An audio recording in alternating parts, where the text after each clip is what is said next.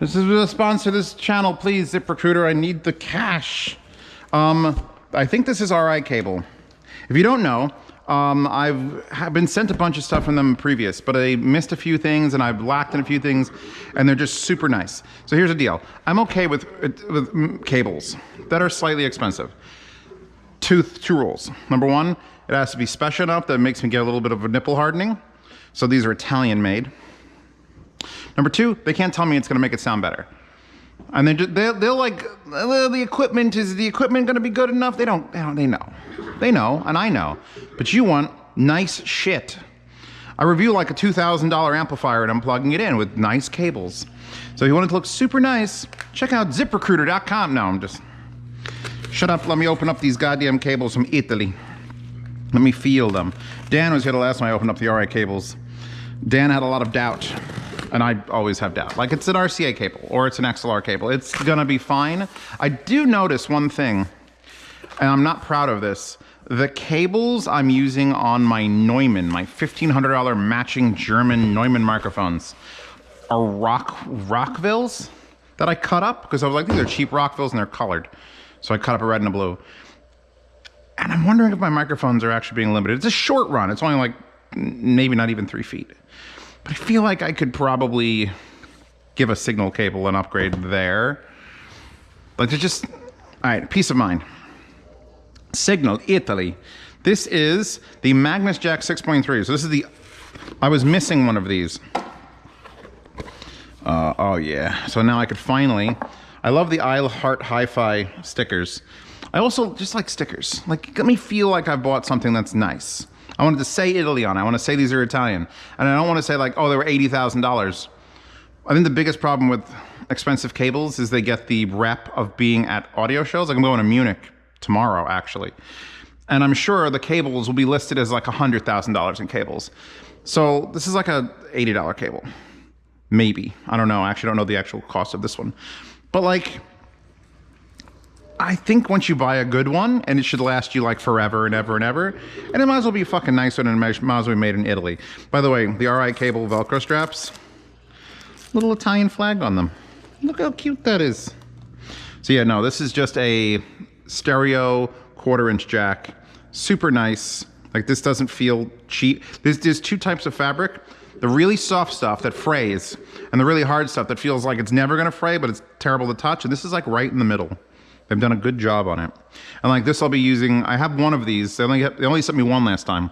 So now that I have a pair, all those topping and SMSL DACs that use this as their balanced output, boom.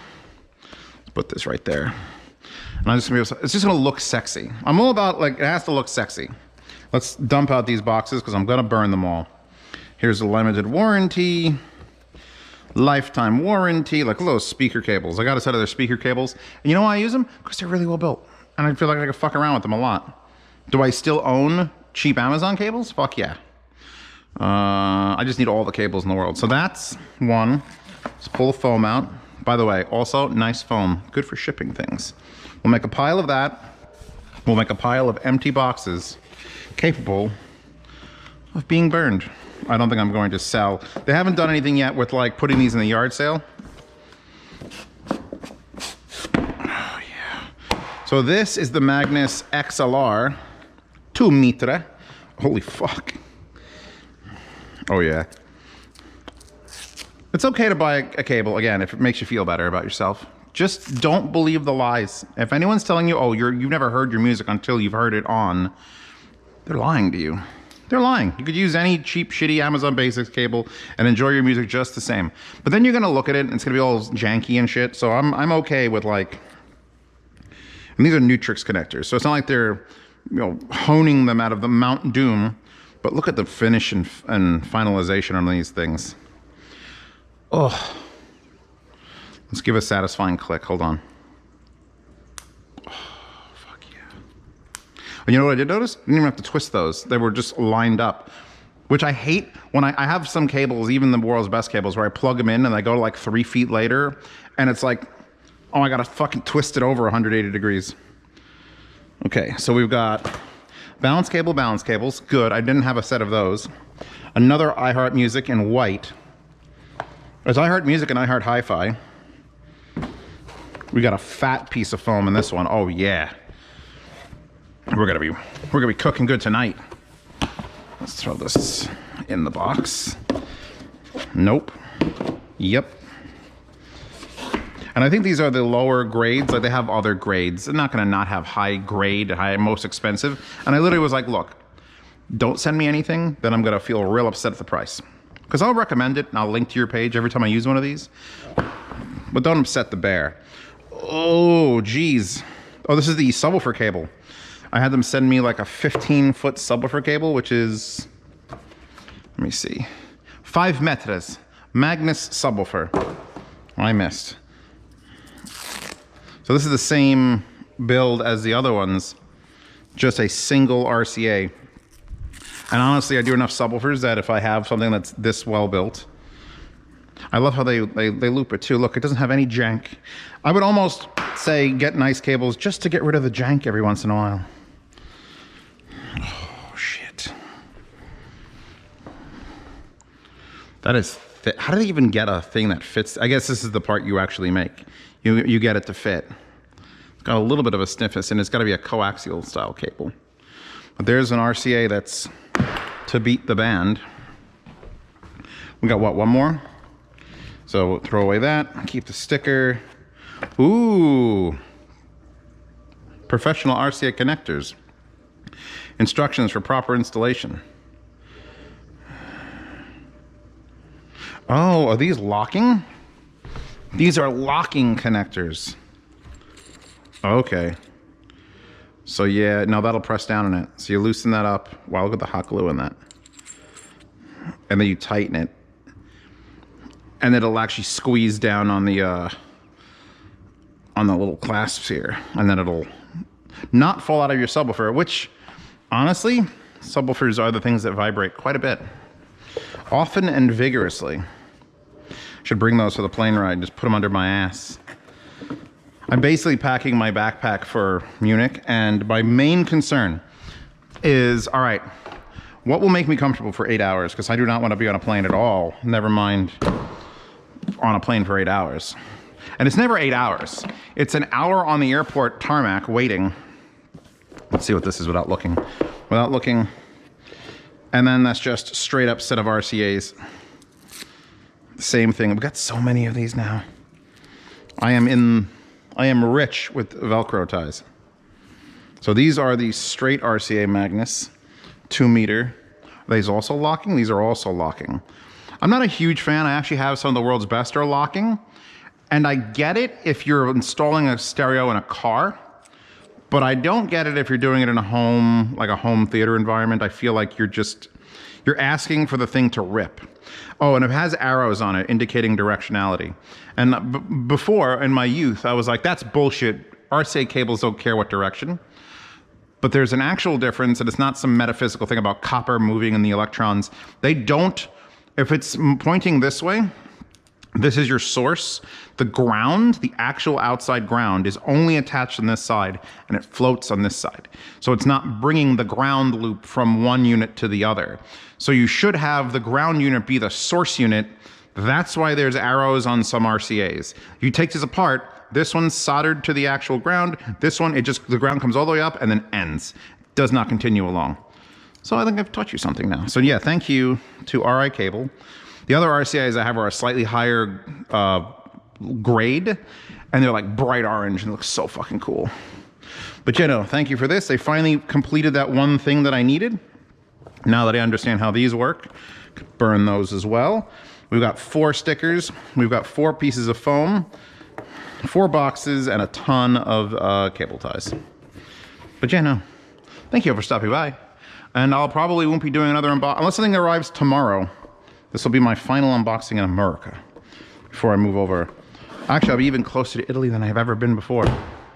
Maybe I'll get some food. Not for children under 3. Thank God 4-year-olds can have one of these.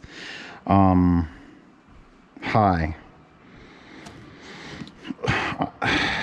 What was the story? I think I was like 11 or 12. My parents bought me a remote control tank, an M1 Abrams. And like 70 years ago when I was 12, It was expensive. It was like $300, and I convinced my parents to order it from a catalog, and it showed up and it worked for 2 days. One day, outside, remote control, driving around, it was fucking crazy. Then I had it on my parents' bed, which was not very high off the ground, and then I accidentally full speeded it backwards, and I went whoop, and landed on its ass and never worked again. In fact, it was within the return period, so we just returned it. My parents got their $300 and I got nothing as a replacement. Fast forward to me owning a house and having disposable income. Thank you all for supporting on Patreon and Subscribestar. And I'm like, you know what? First of all, Tiger 1, not an Abrams. I know it's a little bit more German, but Kelly's Heroes is one of my favorite movies, even though they weren't using legitimate Tiger tanks. There's only one legitimate Tiger tank that still runs, and it's at a museum in Britain, and it was in the movie Fury. So if you're wondering about the real Tiger tanks, there it is. And so I was at a model hobby shop, and this was marked down from $600 to $560. And then I talked to the guy and we took it apart. We looked at the box and he wrote in it, I can do better than that. Here's $425 plus tax, $450. So here is a $450 pasta if you want to look for this brand. Tigen, T-I-I-G-E-N. Tigen tanks. It is made in China, but it's many boxes. Holy crap. Here's the instruction manual.